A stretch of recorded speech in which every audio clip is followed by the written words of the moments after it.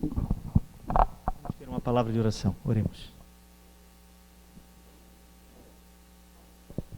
Santo, santo, santo é o Senhor nosso Deus. Que o teu nome seja sempre glorificado, ó Pai, em nossas vidas.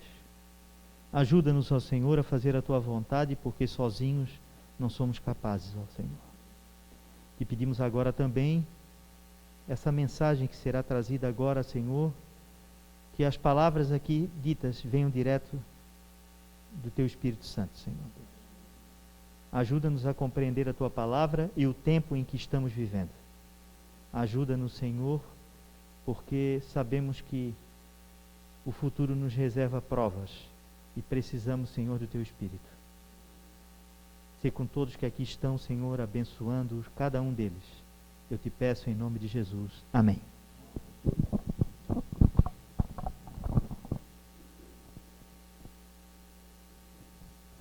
Bem, irmãos, com a graça de Deus estamos aqui na casa do Senhor.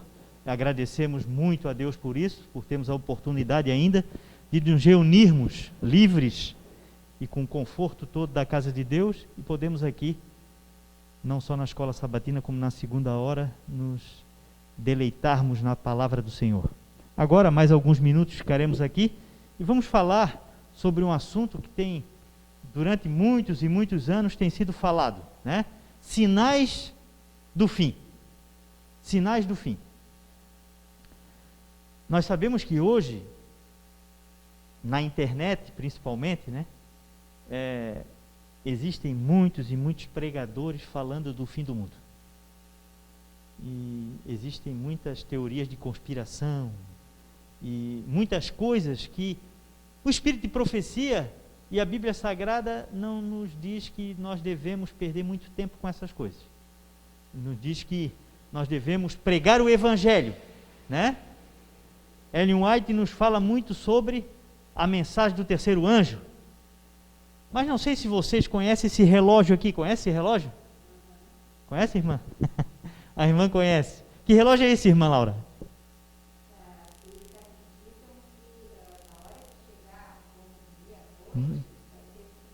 Sim. E...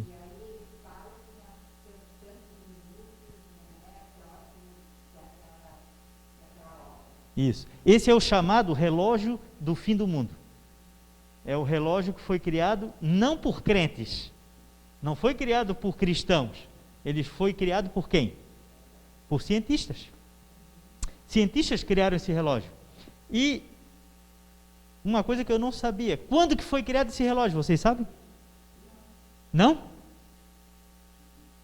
Esse relógio foi criado em 1949. Não é de hoje.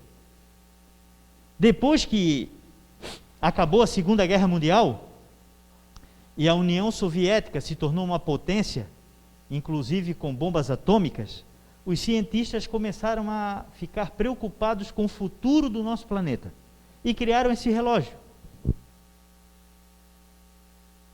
Em 1947, em 1947, quando ele começou, não 49, 1947, ele estava ali mais ou menos, aqui não pega, a lateral não pegou, mas ele estava mais ou menos ali, uns 17 minutos, ou um pouco menos, para meia-noite. Estava um pouco menos. Depois, em 1949, com a subida da União Soviética, né, ele desceu, ficou mais perto, aqui é a linha da meia-noite, tá? Depois de 1953, depois ele subiu para 1963, ele deu uma subida, depois deu uma caída, 1972, 1991 ele foi mais longe lá, ficou 23 horas e 43 minutos, por quê? Porque tinha caído a União Soviética, o muro de Berlim tinha sido desmontado, então os cientistas deram um fôlego, né? Agora vai melhorar. Mas depois de lá para cá, de 1991, houve muitas coisas nesse mundo e principalmente também o aquecimento global, que houve uma queda vertiginosa. Só em 2010 é que ele ficou mais ou menos estabilizado. E agora ele desceu e agora por último ele está 100 segundos da meia-noite, que é o mesmo do ano passado que ele está. O que isso quer dizer para nós, como cristãos? Se os cientistas desse mundo acham que nós estamos tão perto da história desse planeta, nós podemos chegar a uma conclusão lógica. A volta de Cristo não pode estar muito longe, não é mesmo? Porque se Jesus demorar muito, ele não vai encontrar mais planeta. Ele não vai encontrar mais seres humanos aqui. Essa é a verdade.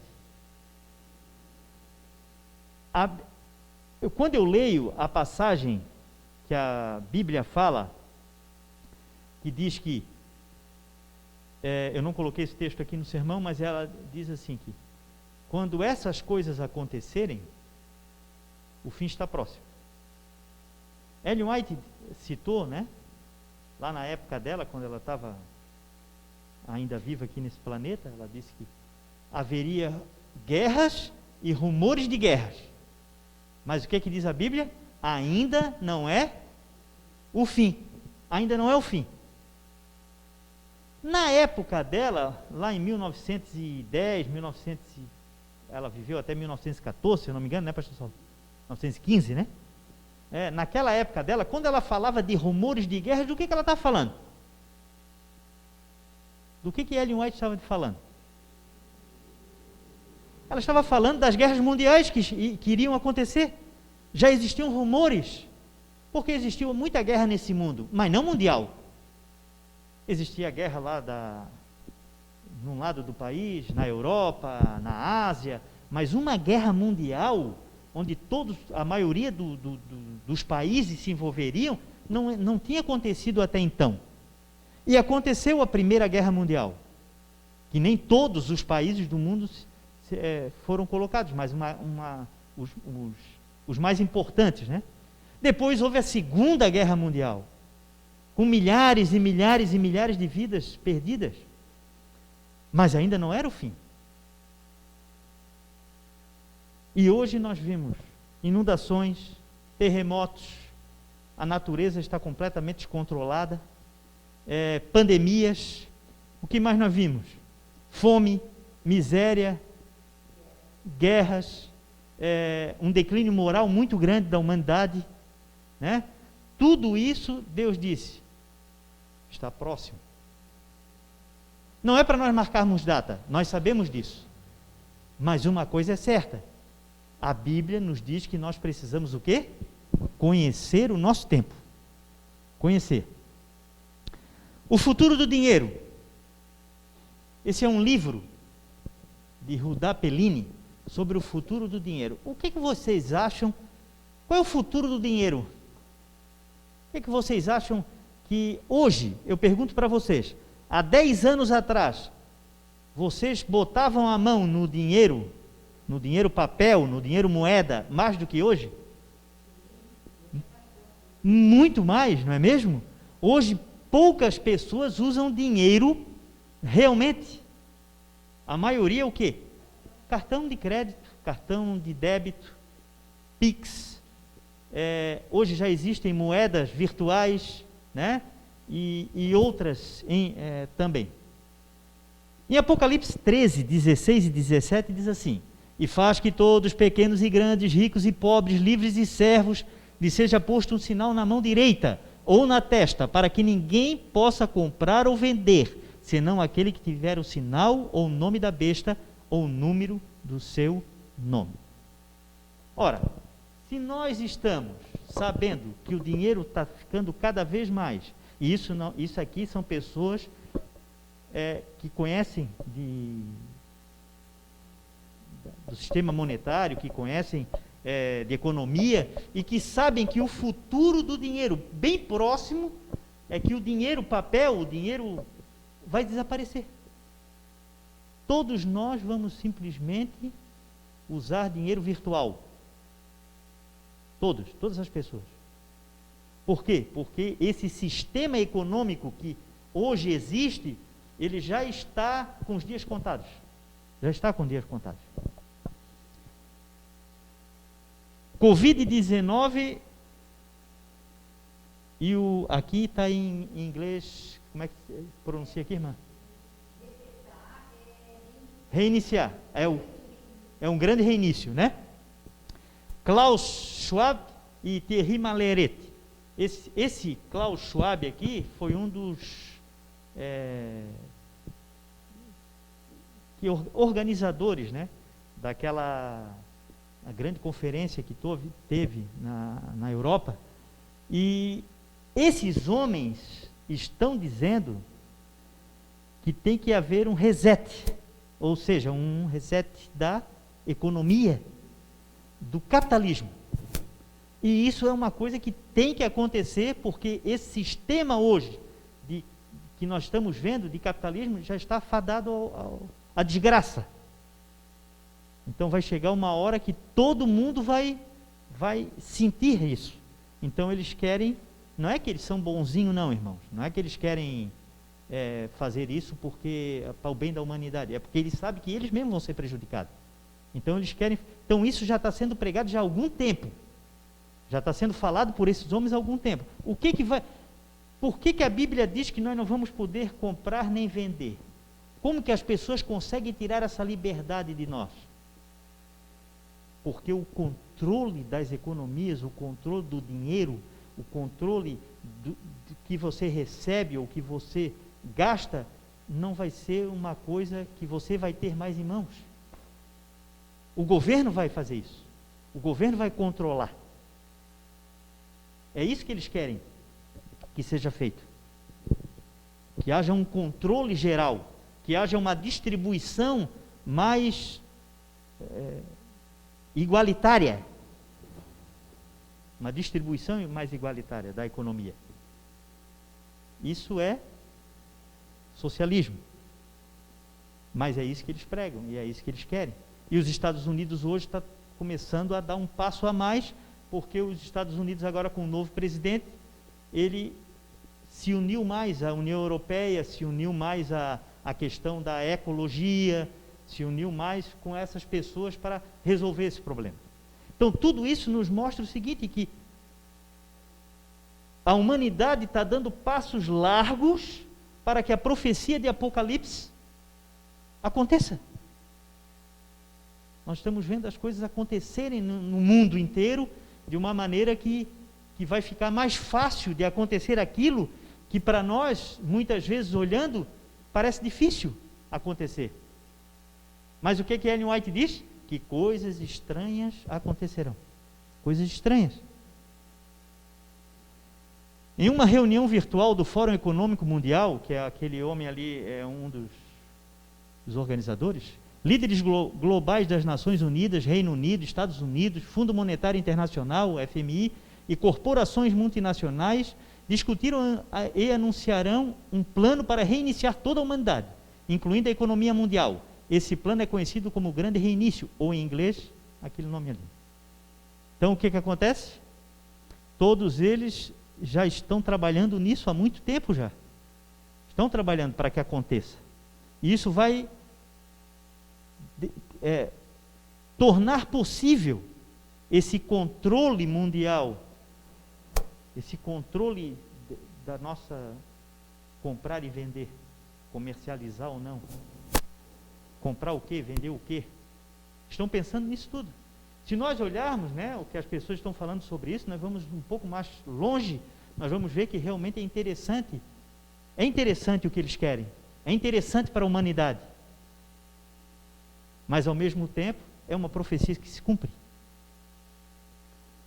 O aumento do nível do mar acelerou e já é incontrolável, adverte um especialista na ONU.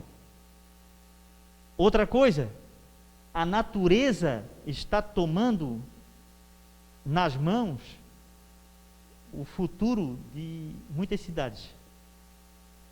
Muitas cidades praianas vão desaparecer porque o mar está subindo. Isso vai mexer com a economia de muitos lugares também. Vai mexer. E a Bíblia nos fala que isso iria acontecer, né? Jesus falou isso. Onde é que é essa praia aqui? Morro das Pedras. Se você fosse no Morro das Pedras, nesse mesmo lugar, algum tempo atrás, você ia ver uma extensão de areia enorme. Agora, o mar está batendo lá no muro, já derrubou alguns metros e está chegando nas casas, no Morro das Pedras. Isso eles estão falando a semana toda na televisão, no jornal na hora do meio-dia ali. O mar subiu e simplesmente as pessoas falaram assim, não, os repórteres, os especialistas, né, não, agora uns 3 dias aí o mar desce e aí nós podemos fazer aqui uma contenção, etc, etc. Só teve um problema, o mar não desceu mais. Não é estranho isso? Nós sabemos que a maré alta, ela vem e vai, né? Às vezes a mar até chega um pouquinho mais longe, mas não, irmãos, o mar está subindo o nível. Em certos lugares, ele vai, entra e não volta mais. Fica ali. E isso está acontecendo em várias praias do mundo inteiro, não é só aqui, do mundo inteiro. Isso é um sinal para nós também. E isso é um sinal que nós precisamos estar atentos também. Não é uma coisa que a gente fique, como muitos dizem, muitos estudiosos dizem, né, nós não devemos pegar as profecias bíblicas, os jornais e ficar fazendo teorias. Não é isso. Especulações a respeito, não é isso. Não é esse o nosso papel. Mas nós precisamos estar atentos. Né? Atentos nós precisamos estar. É incontrolável e está se acelerando. O aumento do nível do mar disparou por causa do degelo nos extremos do norte e do sul do planeta. Conclui o IPCC, o painel de cientistas que, sob a guarda-chuva da ONU, analisa os impactos da mudança climática geradas pela ação do homem. Os gases de efeito estufa emitidos pelo ser humano até agora fazem que o degelo e o aumento do nível do mar continuem além deste século, conclui o IPCC em um relatório apresentado nesta quarta-feira. O que eles descobriram agora? Que a água do Atlântico, que é mais quente, ela está entrando no mar Ártico. Ela está passando dos limites, ela está entrando. Então o que acontece? Como a água é mais quente, ela começa a misturar com aquela água, e aquela água de lá começa a aquecer também. E o degelo se torna cada vez mais rápido. Cada vez mais rápido, mais rápido, mais rápido. Para onde vai essa água toda? Desse gelo todo? Em alguns lugares do mundo ela vai aparecer, o nível do mar sobe. E eles estão dizendo aqui, disparou, o aumento do nível do mar disparou, por causa do degelo. O que a gente falar, se a gente falasse dessas coisas há 10 anos atrás, 15 anos atrás, 20 anos atrás, muitas pessoas dizem, o mar está aí, o praia está aí. Só que hoje as pessoas já estão com uma pulguinha atrás da orelha, porque eles estão vendo com os próprios olhos. Estão vendo. Haverá sinais no sol, na lua, nas estrelas, na terra, as nações estarão em angústia e perplexidade com o bramido do mar com o bramido e a agitação do mar. Isso vai aumentar cada vez mais, irmão. Vai aumentar cada vez mais. E as pessoas realmente vão ficar temerosas. Eu nunca me esqueço daquela tsunami que teve lá na Ásia. Aquilo ali para mim foi uma coisa inacreditável, porque assim o mar ele varreu quase um continente inteiro, assim. Matou milhares de pessoas, milhares e milhares e milhares de pessoas. Foi muita gente que morreu. Isso não é um sinal que nós estamos chegando no final do mundo? Que nós estamos chegando realmente perto da volta de Cristo? É chegado um tempo em que haverá no mundo tristeza que nenhum bálsamo humano pode curar. O Espírito de Deus está sendo retirado. As catástrofes por mar e por terra seguem-se umas às outras em rápida sucessão. Nós sabemos que o Espírito Santo de Deus está sendo tirado da terra. Por quê? Porque nós estamos vendo o ser humano cada vez pior. Nós estamos vendo crimes hediondos que estão acontecendo em nossa sociedade. Isso nos mostra o quê? Que é o Espírito Santo sendo retirado da terra. As pessoas vão ficar cada vez piores. Mas também a própria natureza está nos mostrando que a mão de Deus, a proteção de Deus está sendo retirada. Alguém quer ler?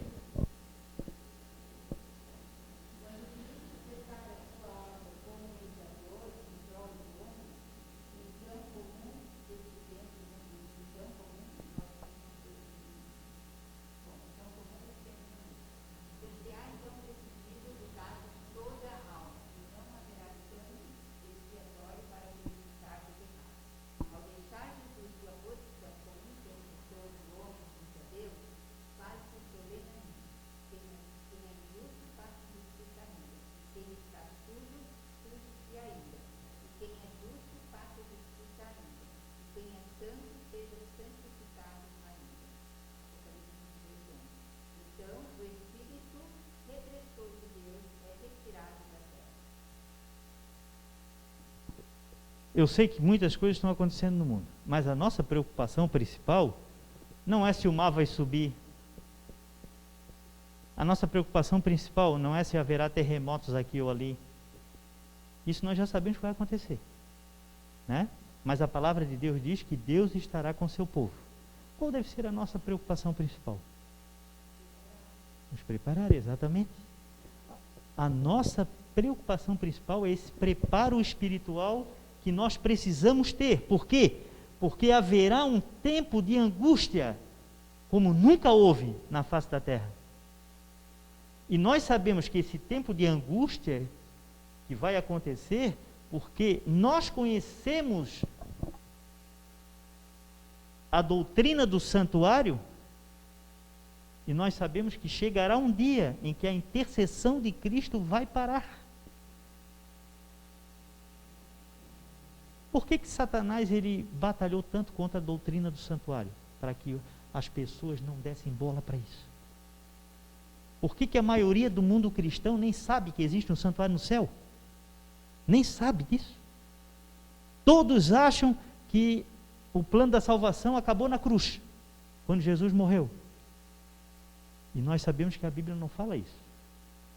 A Bíblia fala que o sacrifício expiatório de Cristo, o sacrifício lá do santuário, que existia no santuário, acabou na cruz. Mas o restante da intercessão se continuou no céu. E um dia vai parar. E aí, o que vai acontecer? Nós não teremos mais um intercessor. Esse pequeno tempo entre a volta de Cristo, entre Jesus levantar lá e dizer, está feito, e a volta dele, esse pequeno tempo vai ter um tempo de angústia. Como que nós vamos chegar lá nesse tempo de angústia e estar preparados para ele? É fazendo a preparação hoje. Nos preparando hoje, de todas as maneiras possíveis. Nós precisamos ter o Espírito Santo de Deus conosco. Nós precisamos ter Cristo em nossa vida. É isso que nós precisamos. Todos os acontecimentos que virão, tudo que vai acontecer nessa terra, nós já sabemos que vai acontecer. A Bíblia nos fala, quem está estudando as profecias está ciente disso. Não tem aonde fugir. Não tem como pegar uma nave espacial e ir para outro planeta. Nós estaremos aqui mesmo. Se Deus permitir que a gente esteja vivo lá, né? Até lá, né? Mas essa preparação é o que a Bíblia e o Espírito de Profecia têm tocado na tecla para que o povo de Deus se prepare, para que o povo de Deus se prepare. É a mesma experiência dos discípulos. Jesus tentou preparar eles durante 3 anos, preparando eles, falando para eles, mas eles não quiseram ouvir, Por quê? Porque na mente deles estava uma convicção que foi implantada desde criança, que o Messias viria para salvá-los do jugo romano, para tirá-los daquela situação de escravidão de Roma. E na mente deles, Jesus era o Messias, mas era o Messias que ia tirá-los daquela situação. E quando Jesus falava para eles que ele ia morrer, eles não queriam ouvir aquilo. E quando Jesus morreu na cruz, todas as esperanças deles foi por água abaixo. E hoje é a mesma coisa. A Bíblia está nos dizendo o que vai acontecer, a preparação que nós precisamos ter para a volta de Cristo. Como será essa volta de Cristo? Os acontecimentos que precederão essa volta. Mas as pessoas não querem ouvir. Porque muitos foram ensinados desde pequeno que haverá um arrebatamento secreto. Muitos foram ensinados desde pequeno que nós teremos um milênio aqui nessa terra, que todos vão se converter. E outras mentiras que Satanás colocou na mente das pessoas. Mas a Bíblia não fala nada disso, gente. Então nós precisamos, irmãos, estar com nossos ouvidos bem atentos para a verdade bíblica. Portanto, amados, enquanto esperam essas coisas, empenhem-se para serem encontrados por Ele em paz, imaculados e inculpáveis. Segundo Pedro 3,14. Enquanto a gente está esperando a volta de Cristo, a nossa preocupação tem que ser essa: nos empenhar para serem encontrados em paz com Deus. É só isso que Deus pede. É só isso que Deus pede de nós. Devemos combater o bom combate da fé. Satanás tentará romper a ligação que a fé estabelece entre a alma e Deus. Ele buscará nos desencorajar. Ele vai procurar de todas as maneiras, irmãos. Ele vai batalhar fervorosamente conosco, dizendo: você é um pecador miserável, dizendo que somos indignos da graça de Deus e que não esperamos receber esse ou aquele favor, pois somos pecadores. Estava vendo o Pedro falar aqui quando veio cantar, que ele não se sentia digno. Pois eu te digo, meu filho, eu também não me sinto nem um pouquinho digno de estar aqui. Mas uma coisa eu botei na minha cabeça: eu não vou desistir. Eu não vou desistir. Satanás pode colocar o que for na minha frente, mas eu não vou desistir. Ele pode dizer todos os dias para mim: tu és um miserável pecador e tu não merece. Mas eu digo: o sangue de Cristo tem o poder de me salvar. Jesus morreu por mim, pecador. Ele não morreu por santos. Essas sugestões não devem eliminar nossa confiança, pois está escrito: Jesus Cristo veio ao mundo para salvar os pecadores, do qual eu sou o principal. Como disse Saulo, como disse Paulo, eu sou o principal dos pecadores. Eu estava vendo, eu me emocionei muito quando cantou aquele segundo hino. O segundo hino dizia o quê? Lembram? Além do rio. Além do rio existe um lugar para mim. Existe um lugarzinho lá para mim. E eu fiquei pensando nisso. Eu disse: por mais pecador que eu seja, Jesus morreu por mim na cruz do Calvário, e Ele diz: tem um lugar para ti no céu. Isso não deveria ser o suficiente para eu me alegrar nesse mundo e matar o eu que existe dentro de mim, o egoísmo que existe dentro de mim? Deveria ser o suficiente. Existe uma coisa que nós precisamos fazer que o Espírito Santo não vai fazer por nós: é nos livrarmos das coisas do mundo. Leva para longe de ti, joga para longe de ti as coisas do mundo. É tão difícil, não é mesmo?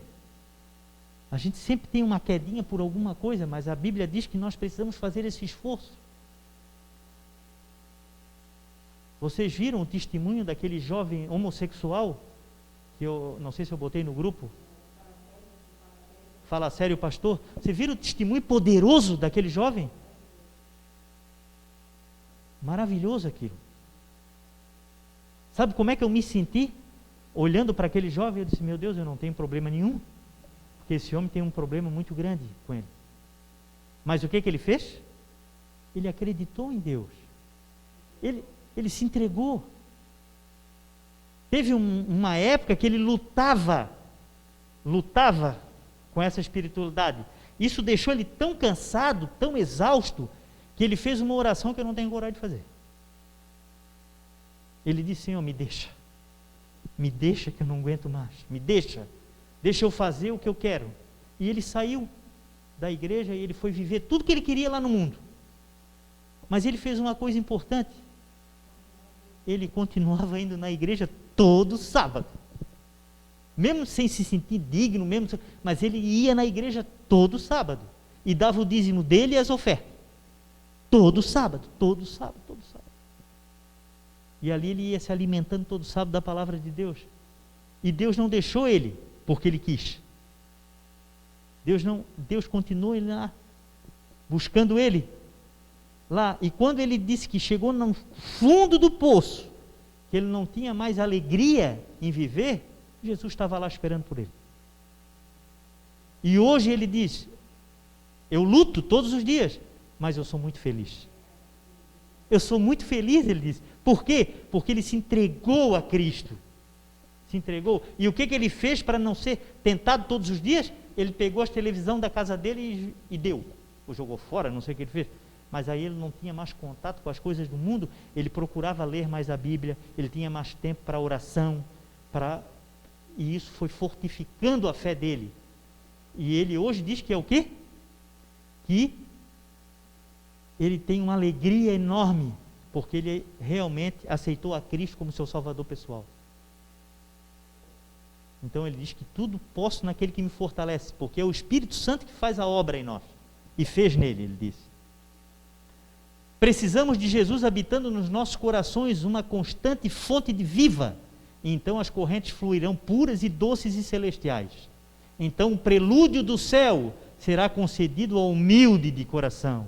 Um prelúdio do céu. O que esse jovem disse? Ele diz que vive um pouco do céu aqui.